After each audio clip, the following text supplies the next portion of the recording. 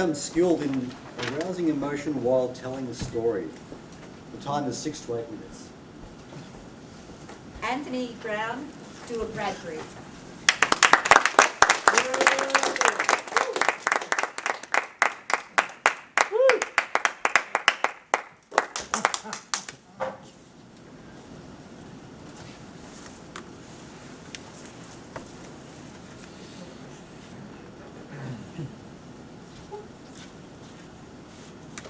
Have you ever wondered how to become successful? My search for the secret to success began as a young boy when I idolised Michael Jordan. But as I grew up, my search for inspiration moved on to political leaders like Nelson Mandela and to the business world with Jack Welch. But I found the secret to success in the most unlikely place. In the story of a boy who at 5 years of age stepped out onto the ice.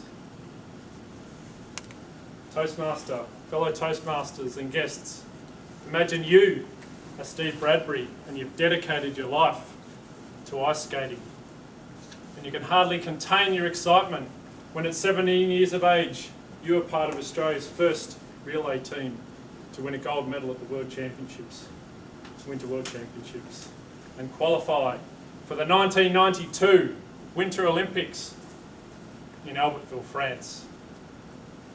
10 weeks before those games, you injure your knee and you're forced to sit on the sidelines and watch as the Australian team crashes out in the semi-final.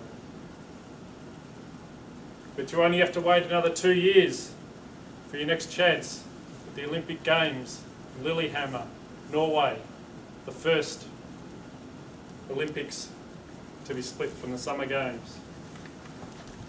And you're finally ready to get on the ice. Work it out. On the ice, you can reach speeds of up to 50 kilometres an hour. But it only takes a moment for you to lose your balance. And in the first heat, you're racing and you're going around a bend and a fellow competitor tries to overtake you on the inside and bumps you out of the race.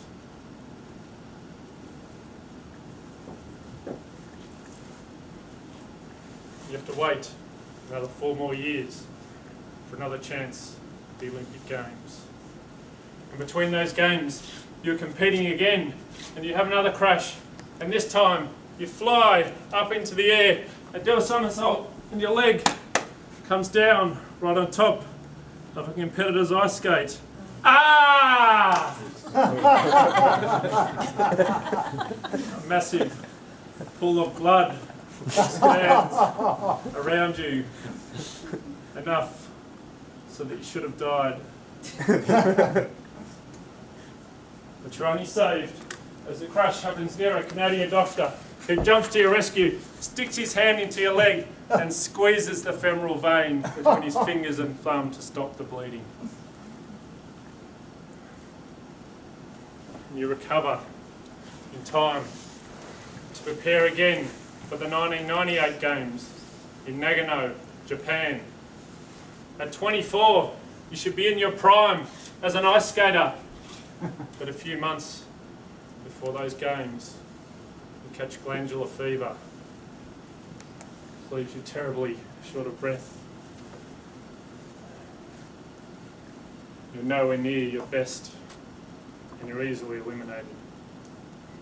You know that by the next Olympics 4 years later, you're going to be 28 and well past your prime. But you keep skating and continuing to train. And this time, you have another crash in training. Your head goes head first into a wall and you fracture 2 vertebrae in the back of your neck. You should have been a quadriplegic. But after 6 weeks of your head in a halo brace, you're back on the ice again, preparing for the 2002 Winter Olympics in Salt Lake City. This is your lucky day, as in the quarter-final and semi-final, there are crashes in front of you. You make it through to your first Winter Olympics final. As the oldest in the field, you know you can't compete with the younger and faster racers, so you decide that your best strategy is to hang at the back of the pack and wait. Hope you get an opportunity. Going into the last turn, you think this strategy may have let you down. But then it happens. The only crash you're remembered for happens in front of you, and you skate through. Whoa! To win Australia's first Winter Olympics gold medal.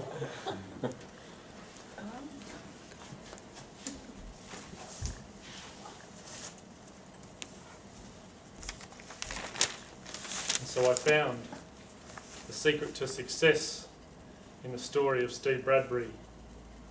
Not in the final few seconds of the race it is remembered for, but in the years of persistence, of overcoming adversity and continuing to push himself to the limit. And I found that I knew the secret to success all along. And I have it in a signed autographed copy of his book that says, "Anthony, go hard, SB." Mr. Taylor.